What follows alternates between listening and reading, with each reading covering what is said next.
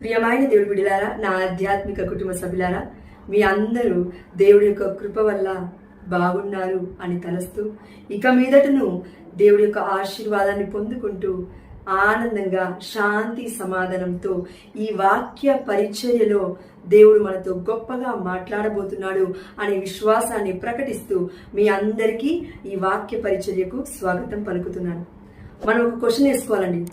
రక్తము మాట్లాడుతుందా? రక్తం మాట్లాడుతుందా అండి?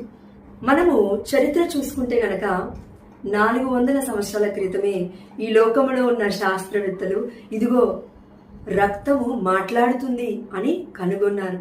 కానీ పరిశుద్ధమైన గ్రంథములో ఎన్నో వేల సంవత్సరాల క్రితమే రక్తము మాట్లాడుతుంది అని లిఖించబడి ఉంది. అది ఎక్కడ అని చూస్తే గనక ఆదికాండము 4వ అధ్యాయము మనం చూసుకున్నట్లయితే అక్కడ కయీను హేబేలు మనందరికి తెలుసు కదండి. అయితే హేబేలుని కయీను అసూయ వల్ల చంపేస్తాడు. అయితే ఆ సమయంలో దేవుడు ఏం మాట్లాడుతున్నాడో చూద్దాం, వినండి. ఆదికాండము 4వ అధ్యాయం 9వ వచనము. నీ తమ్ముడు హేబేలు ఎక్కడా అని ప్రభువు కయీనును అడిగెను.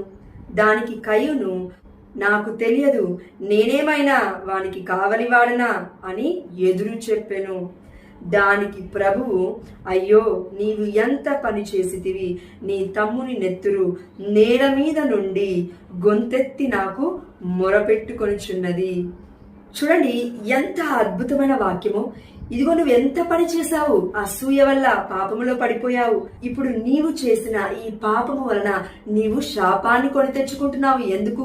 ఇదిగో నీ తమ్ముడి యొక్క రక్తము గొంతెత్తి నాకు మొరపెట్టుకొనుచున్నది. ఎందుకండి? ఎందుకు మొరపెట్టుకుంటుంది? ఫర్ ఎగ్జాంపుల్, చనిపోయాడు, రక్తం మట్టిలో కలిసిపోయింది. మొరపెట్టుకోవడం వల్ల ఏమన్నా యూజ్ ఉందా హేబేలు రక్తానికి? ఎందుకు మొరపెట్టుకుంటుంది అని మనం నెక్స్ట్ వచనాలు చూస్తే కనుక 11వ వచనం, నీవు చిందించిన నెత్తురు త్రాగుటకు నేల నోరు తెరిచినది, ఈ భూమిపై నీవిక నిలువరాదు, నిన్ను శపించుచున్నాను. దేవుడు ఎందుకు శపిస్తున్నాడు కయీనుని అంటే, ఇదిగో గొంతెత్తి మొరపెట్టుకుంది హేబేలు యొక్క రక్తము శపించమని. అందుకే నీవెంత సాగు చేసినని ఈ నేలలో పంటలు పండవు అని దేవుడు కయీనుని శపిస్తున్నాడు. దేవుడు తనంతట తానుగా శపించలేదండి. ఇదిగో హేబేలు యొక్క రక్తము గొంతెత్తి దేవుణ్ణి మొరపెట్టుచున్నది, ప్రభుని మొరపెట్టుచున్నది. ఏమని? ఇదిగో నన్ను చంపిన వాడిని నువ్వు శపించయ్యా అని. అందుకే దేవుడు తొందరగా నెక్స్ట్ వచనంలోనే ఇదిగో నేను నిన్ను శపించుచున్నాను అని శాప వచనములు పలుకుతూ ఉన్నాడు.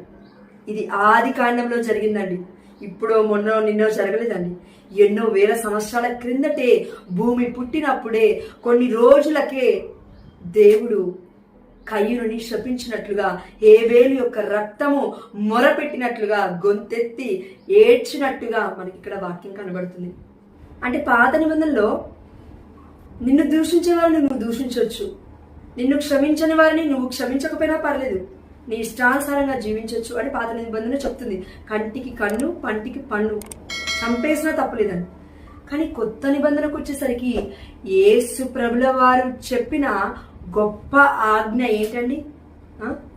మొదటి ఆజ్ఞ, నన్ను ప్రేమించు ప్రియమైన బిడ్డ.